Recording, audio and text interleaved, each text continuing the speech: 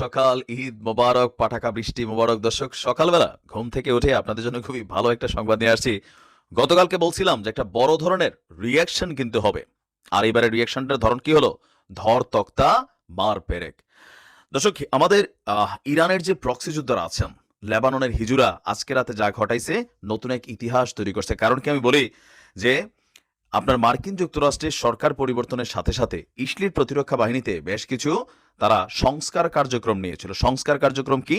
এই যে গতকালকে একসাথে পাঁচটা স্টেটে তারা অভিযান চালালো।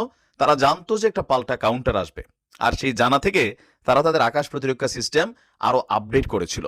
কিন্তু সকল সিস্টেমকে মাইকা বাপ করে আমাদের হিজুরা একযোগে আপনার কয়টা জায়গায় চালাইলো?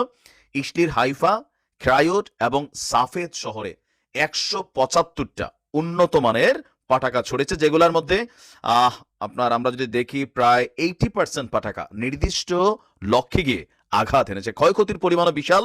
যদিও ইসলি এতটা স্বীকার করছে না, কিন্তু হিজুরা বলছে আপনার ওই পারে যাওয়ার সংখ্যা কাছাকাছি 10 জন প্লাস, আর আহতের সংখ্যাটা অর্ধ শতাধিক। সামরিক এবং বেসামরিক অবকাঠামো ক্ষতিগ্রস্ত হয়েছে হিউজ। তবে ইসলি বলছে যে আপনার এই হামলায় 7 জন আহত হয়েছে এবং বেশ কিছু স্থাপনা ক্ষতিগ্রস্ত হয়েছে।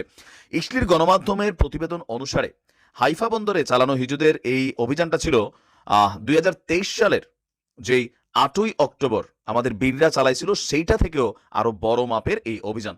অন্যদিকে ক্রায়োট এলাকায় হিজুরা যেই অভিযান শুরু করেছে, এ পর্যন্ত হিজুদের চালানো যতগুলো অভিযান আছে ক্রায়োটে, এর মধ্যে সবচেয়ে বড় ধরনের শক্তিশালী অভিযান হিসাবে এটাকে চিহ্নিত করা হয়েছে। মাত্র 1 ঘন্টার ব্যবধানে এই 175টা পতাকা ছড়েছে হাইফা, ক্রায়োট এই এলাকাতে। আর পাশাপাশি আরেকটা যেটা হচ্ছে সাফাদা, টোটাল 3টা। হিব্রু গণমাধ্যমগুলো বলছে যে হাইফা ও ক্রায়োট অঞ্চলে আপনার মুহুর্মুহু বৃষ্টির মতন এই পতাকাগুলো এসে আঘাত করেছে। সাইরেন বেজে উঠেছিল, কিন্তু মানুষ নিরাপদ আশ্রয়ে যাওয়ার আগেই আকাশ প্রতিরক্ষা সিস্টেমকে ভেদ করে পতাকাগুলো নির্দিষ্ট স্থানে আঘাত হানে। লেবানন থেকে আপনার ইসলির অধিকৃত গ্যালিলিও যে অঞ্চল আছে, সেই অঞ্চলেও 50টির বেশি পতাকা ছোড়া হয়েছে। টাইমস অফ ইসলি বলছে হিজুরা শুধুমাত্র আজকেই 175টির বেশি সর্বমোট সকল জায়গায় মিলিয়ে আপনার পতাকা তারা ছড়েছে, সেখানে শিশু সহ অনেকে আহত হয়েছে।